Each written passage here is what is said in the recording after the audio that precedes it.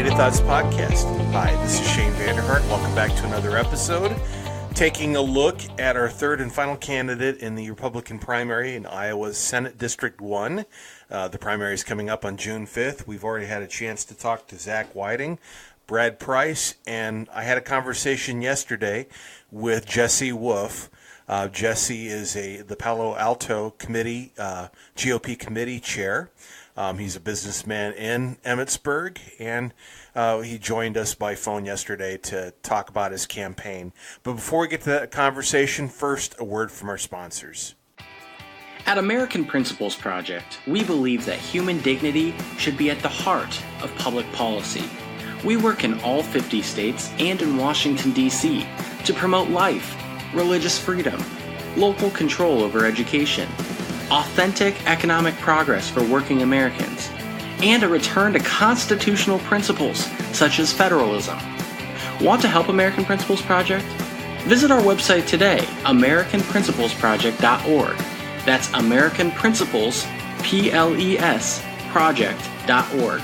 Sign up for email updates. Help us out. We want to work with you. That's AmericanPrinciplesProject.org. Hi, this is Brian Myers. When I needed a better life insurance plan, I found it with Travis Risvold of Modern Woodmen of America. When I first met Travis, he wasn't like some other life insurance agents that can be pushy and try to get you to buy something. Travis just made himself available to me. That was it. He told me to let him know if and when I needed anything, and he stayed in touch. When the day came and I did need to make some changes with my life insurance, Travis met with me and walked me through several options so I could make an informed decision. Ultimately, it was the best decision for my situation. So if you need a life insurance plan that makes sense for you, call my friend Travis Risvold with Modern Woodmen. His number is 515-883-0029. That's Travis Risvold with Modern Woodmen. He can help you find the life insurance you need. Call him at 515-883-0029. We are back. Without further ado, here's my conversation with Jesse Wolfe, a Republican candidate in Iowa Senate District 1. Hey, Jesse, welcome to the Caffeinated Thoughts Podcast. I appreciate you taking the time to talk to our listeners about your campaign and your views on different issues facing Iowans. And so welcome and thanks again. Happy to have you on. Thank you for having me on. I appreciate this opportunity and look forward to answering questions for your listeners. Good deal. So first question I always ask any candidate that I talk to, regardless of race, is this: what is prompting you to want to run for office? That's a good question. The Republican family, the Republican Party is like family to me. I've been a Republican from my early 20s. Ronald Reagan brought me into the fold then. I found that my value system aligned with conservatism and personal responsibility and duty to God and country. I'm an all-in for America kind of guy. This is my country, right or wrong. As I see it, America is mostly right. We free people from oppression, not oppress people. I've known Senator David Johnson for many years, and I was surprised when he decided to leave the party and the Republican family. That is one of the issues, that abandonment of the family, of the party here in the 1st District, that initially pushed me to consider running for that. I'm proud to be a Republican. I feel that the values that my party reflect bring out the best in America and the best in Iowa. The 1st District is God's country to me. I believe that I'm the best choice for that seat in District 1 to restore effective representation, civility, dignity, and sanity to the office of Senator. Okay, so let me follow up question here, since you're talking about Republican Party as a family. A lot of families are dysfunctional. Yep. How do you handle dysfunction within the Republican Party? Go for it. Absolutely. I mean, all families have a squabble, and you don't agree on things, and sometimes you just have a knockdown, drag out fight kind of thing, verbally with this. And the Republican Party is no different. The difference is you don't walk out on family. And so you have to look at the facts, what's there, ask that cool heads prevail, and that we do what's right for the people who put us in the office to attend to the needs of the state and the needs of the constituents. And that should reign supreme over all the other issues. Now, I understand when you have personalities involved, and at some point in time, they just have to suck it up and get over that. Yeah. Well, that's obviously true. And so had David Johnson not left the party, you probably wouldn't be running today? David Johnson is a primary motivating factor of why I did run. Okay. I've known David for 18 years, and when he was leaving the party, I called him that day and I said, David, don't do this. And he was persuaded for an election that he was upset about Trump, basically. But sure. It was an election that hadn't happened. We didn't even know if Trump was going to be the nominee, or certainly maybe not the president. And you just don't throw the baby out with the bathwater, so to speak, and just up and leave. So David's just lost his way, and okay. He's been a decent guy, but he's lost his way. Okay, fair enough. Just tell us a little bit about yourself. I'm sure probably your voters in your district are probably a little more aware of who you are than maybe some of our average listeners, but maybe not. So I just want to give you a chance to just talk a little bit about yourself, your qualifications, background. Sure. Well, thank you. I live in Emmetsburg, or just outside of Emmetsburg, with my wife of 33 years. Her name is Janice. We've been married for 33 years, and we have 4 adult children. I am president of a manufacturing business. And my Republican pedigree, so to speak, is for the past 6 years, I've been the chair of the Palo Alto County Republican Central Committee. I'm also the chairman of the 4th Congressional District Executive Committee. And this committee, it really assists the central committees for the other 39 counties that we're kind of responsible for, to help coordinate, help them with fundraising and candidate surfacing issues and those type of things. Other things, I guess, that you probably ought to know about me from that, and why I feel the Republican should vote for me in this primary, is that I do have real life experience, and I have solutions, and I'm not a real young guy, so I've gained perspective over the years. I've had that opportunity to see what works and what doesn't. I've been an entrepreneur. I've had to meet a payroll, balance the budget, pitch a product, deal with government regulators, and at one time answer to an unreasonable boss. I've learned how to achieve goals. Just sorry to interject. I find when you work for yourself, the most unreasonable boss you have is when you're self-employed. Oh, well, yeah, the pressure you put on yourself to succeed and do it. Now, that's true. It's Sunday. We ought to not be working today, Yeah. And what I've found that's really great, working for yourself, you can work half days. And it doesn't matter which 12 hours you work. And usually that stretches into more than 12. Right. Yeah. True. And I've had the opportunity to meet people from different backgrounds and ideologies, and over time mold them into a team that will work together to achieve company objectives. And that is, when you get into politics, that's kind of right up my alley. And I've got the experience, drive, and resolve to see issues through. I want to make a difference in the lives of the District 1 constituents. Great. So let's get into some policy discussion here. Education policy in particular is something I write a lot about. When you hear the phrase local control of education, what does that mean for you? And what should that look like ideally? Local is your local school board. I grew up on a farm and I attended a rural school. That school provided exceptional opportunity for me to learn and be part of a great community and family. And when I think of that, I think that our children deserve nothing less than an excellent education and a sense of belonging to their communities, so they can have boundless opportunities as well. The local control is where the rubber needs to meet the road at the local school board in the local community to make those decisions that are right for your local school district. We have a lot of top-down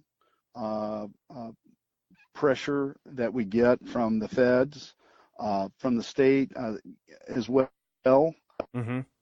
But the local guys have to be able to they are the ones that are accountable to the voters, and they must be accountable to the community. So that is the best solution for that. We have formulation problems for the smaller rural schools without putting them in such financial straits. We need to do some reformulation of that valuation so that our rural schools can be competitive economically with the larger cities. And so that's an area that I have a great desire to work on. Mm-hmm. and promote common sense taxation policies, reduce unnecessary regulation. All those things can help us, but we have to do this in a way that we are not putting the financial burden on the property taxes. Right. And I want to get to tax policy here in a little bit. Just directly regarding education policy, do you support the Common Core state standards? I do not. Okay. And next generation science standards? STEM? STEM's good. Well, okay, not STEM. STEM's obviously broader than that. Next generation science standards is the new science standards that the Iowa State Board of Education adopted to replace our previous science standards that, I'm personally against, but I want to hear what you think, and maybe you're not aware. I have not seen those standards, so I probably better not comment. Sure. Well, yeah, I don't want I like them or not. Well, I certainly don't want you to take a policy position on something you're not aware of. Yeah. That wouldn't be right. That's for sure. Okay. School choice. The legislature. I thought perhaps maybe they were going to pass education savings accounts this year. It didn't happen. Yeah. Is that something that you support? I support school choice. Okay. I support our public schools. I support our private and parochial schools. I support homeschoolers, and each of those have their own niche. Some are broader than others, but if mm-hmm. parents decide that the best choice for their child is for homeschooling, then I support that. And we have to find a way to make the public schools be more efficient and successful as well. Okay. Moving on to tax policy, since you kind of brought that up, they did pass a tax reform and some tax relief. Does that go? I don't know if you've had a chance to look at the plan that they just adopted, and obviously Governor Reynolds hasn't signed it yet. Right. I'm assuming she will. Does that go far enough, or what do you think the best tax reform, tax relief package would look like for Iowans? Well, the best tax deal would be zero tax. Okay. I agree. That's never going to happen, obviously. Not going to happen. We have obligations that we have to meet, so right. We're going to have taxes. There are different formulations that you could use.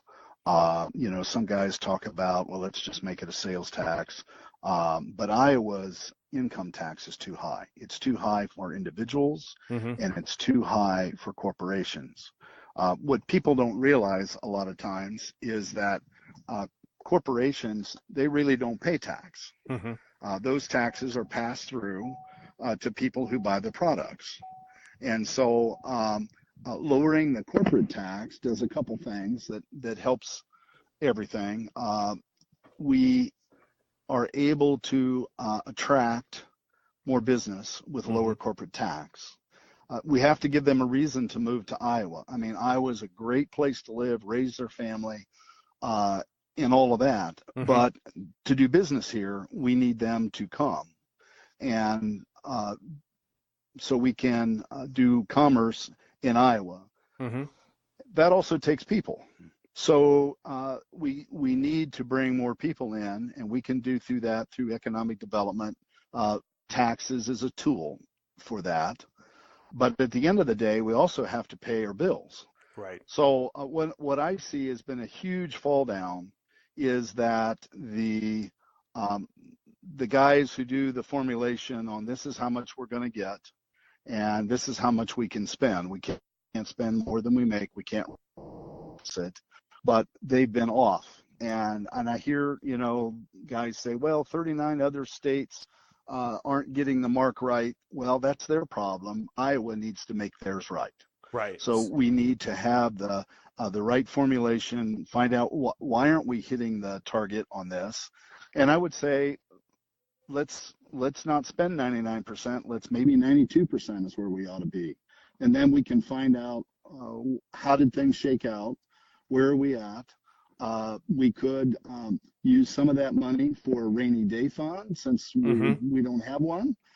Or we could give that money back to the people is kind of a novel idea. It's their money anyway.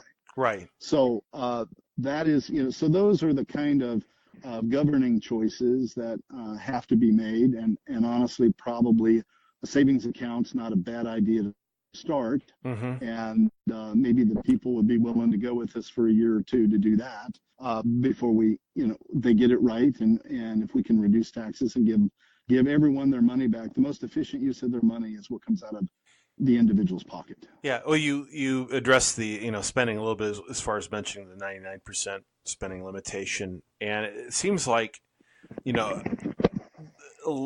opponents to the tax reform and tax relief plan this year they've kept on saying, we can't afford it. We can't afford it. The Revenue Estimating Conference projections seems like they've constantly had to alter. They've been wrong. In your mindset, does Iowa have a revenue problem or do we have a spending problem? We definitely have a spending problem. Okay. And we need to have real value for our money. That is, and the budget, I'd be willing to sit down and go line by line by line to see, okay, what are we spending money for and why? And is this really necessary? And I'm not faulting anyone, but we have the needs and we have the wants. Right. And the needs are things that we have to do, and wants are things that would be nice. And so right now we need to take care of the needs. And in addition, they're talking about eliminating backfill to communities. And what I would tell you, in Northwest Iowa, where District 1 is at, those 5 counties in the northwest sector of the state, they need the backfill. They're not a large county. The state made a deal with them. They shook their hand and looked them in the eye, and they said, we're going to do this backfill. And now we can't say, no, we're going to yank that out from under you. You have to balance your budget. So you have to take it out of the general fund, and you're going to have to cut places you don't want to have to cut. You don't want to cut the city pool or the library or whatever the needs that you would have to cut to balance your budget. The backfill in that instance is necessary. Now, so there may be some of the big cities that really don't need the backfill, and that's a different discussion. But if they want to change not doing the backfill, they got to put everybody at the table and work their way through a renegotiation of how to do that.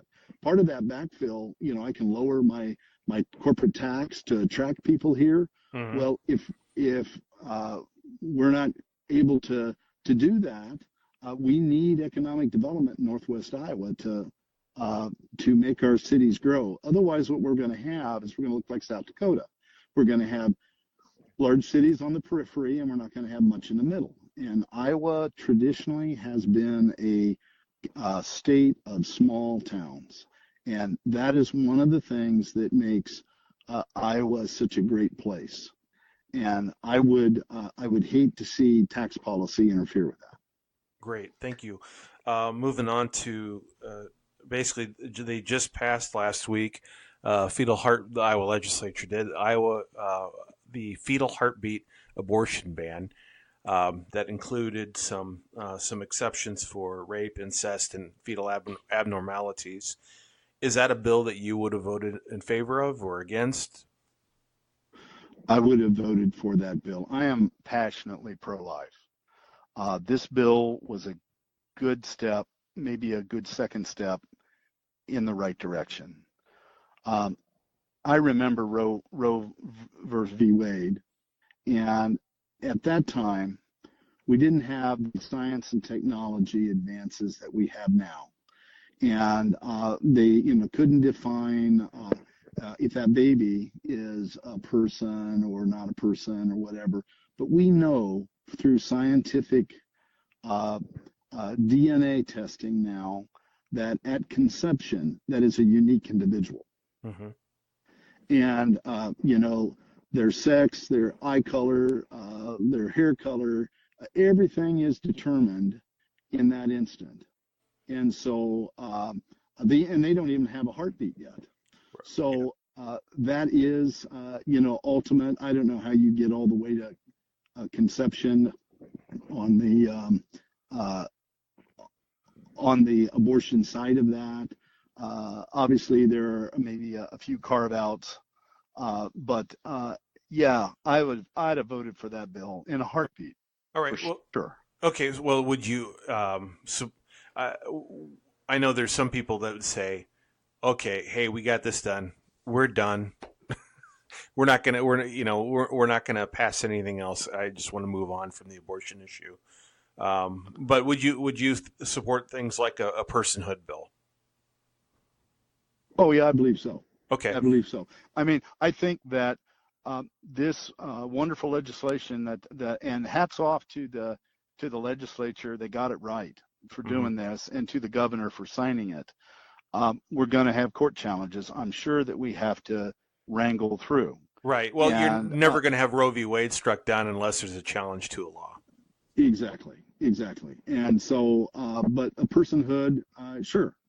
Okay. I would be in support of that. Okay. And also want to ask, I know there were a lot of pro-lifers that were not happy about the exceptions addition, because I personally know some children conceived in rape. I mean, it's awful circumstance, obviously. But they say, hey, yeah. I'm worthy of protection too. But I know go ahead. The baby, it's not the baby's fault. Right. I mean, if a woman becomes pregnant as a result of rape and incest, what a horrible thing. It is, obviously. And it's devastating. And I feel for that young woman, for the anguish that she goes through. I would say, look in your heart and use that for good, and put that baby up for adoption. It's not the baby's fault. Right. So that kind of reminds me of another question I wanted to ask you, because it's something that State Representative Akeo Abdul Samad talked about, babies having babies during the House debate. Yeah. And how can Iowa, in your opinion, help support the choice of adoption? Well, I don't think adoption should be so costly and so difficult. There has to obviously be screening that the adoptive parents are legitimate, so to speak. Mm-hmm. We have many families who are unable to conceive that would love to have one of those babies. So that is that's another discussion. That's another podcast probably. But that's I probably should do one on that. That'd be probably not a bad idea.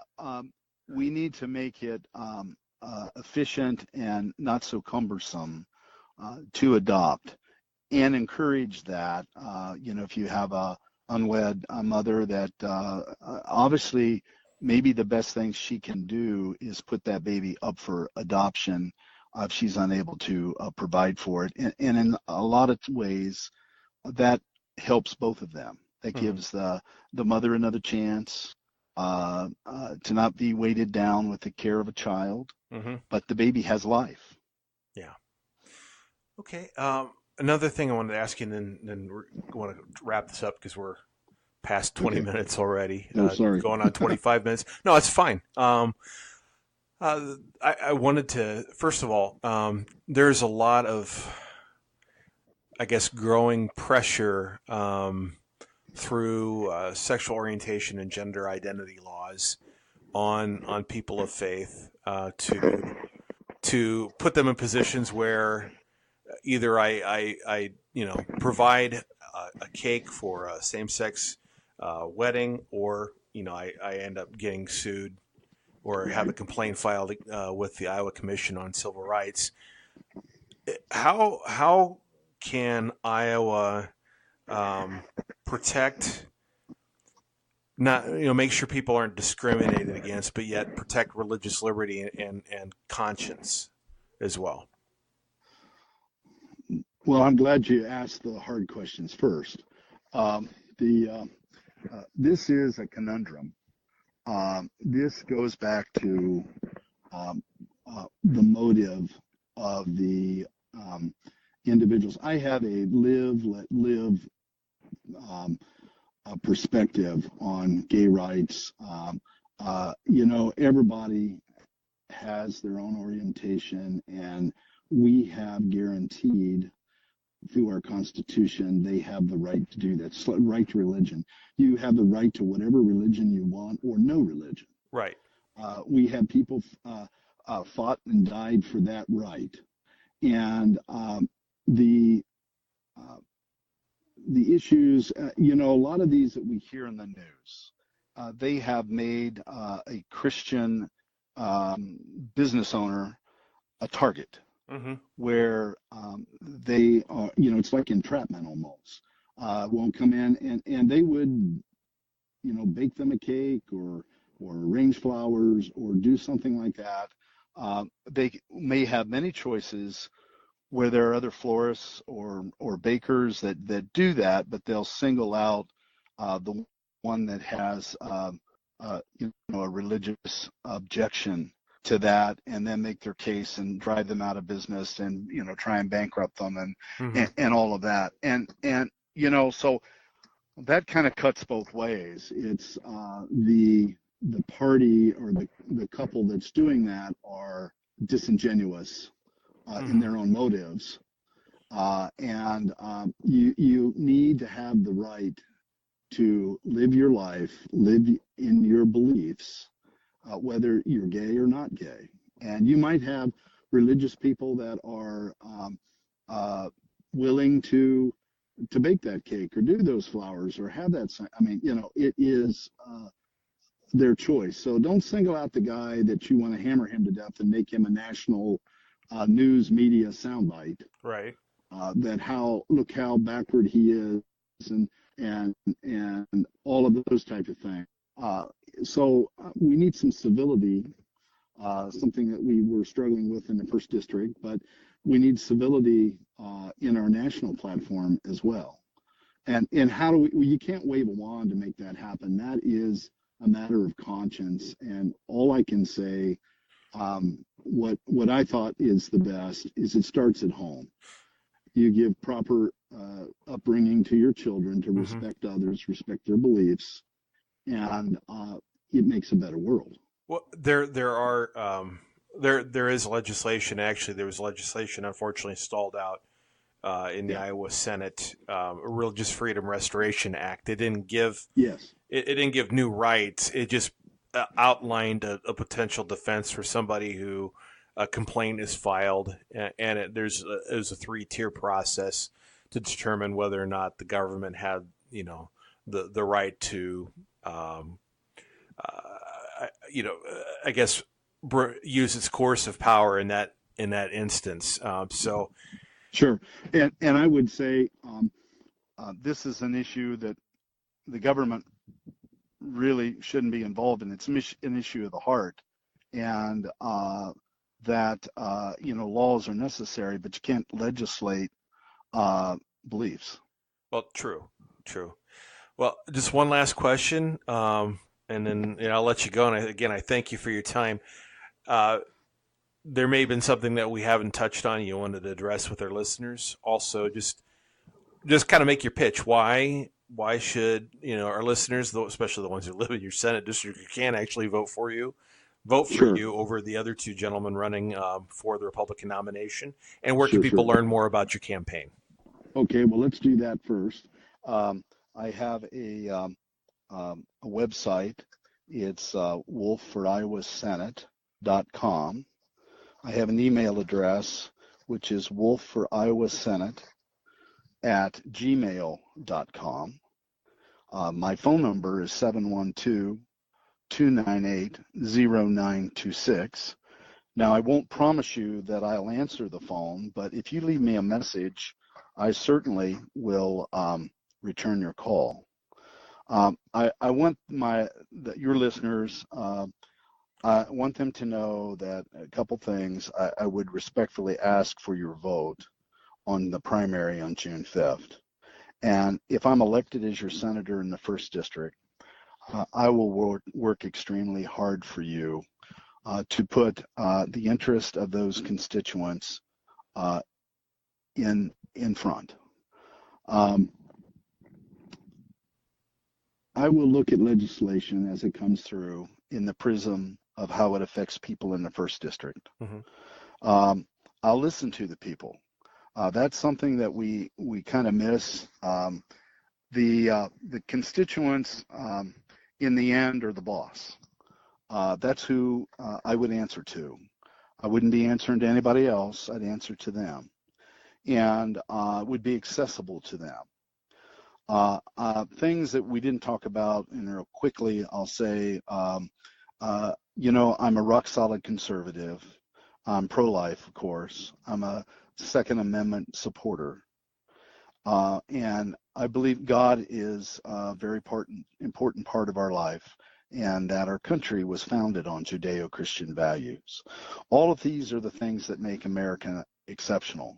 And we need to build on those in the Iowa legislature rather than discount them and sidestep them. We need to stand up and have a spine and be proud for that. I thank you for the opportunity. I know things have run a little long here. I could talk to you for another hour, but maybe we can do that another time. It's gracious of you to bring me on your podcast.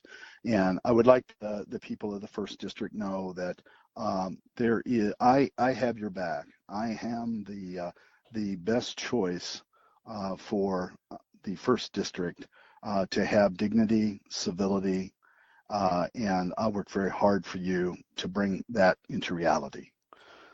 Thanks so much, and I appreciate it. Hey, thank you so much, and take care, and good luck June 5th. And if you happen to win the nomination, we'll look to have you back on before the general election.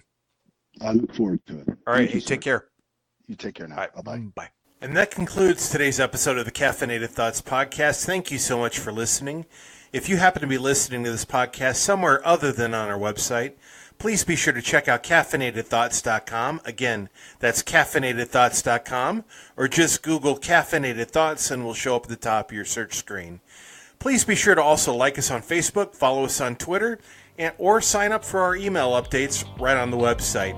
That way you don't miss a single update from us. Hey, this is Shane Vander Hart. Until next time, my friends, take care.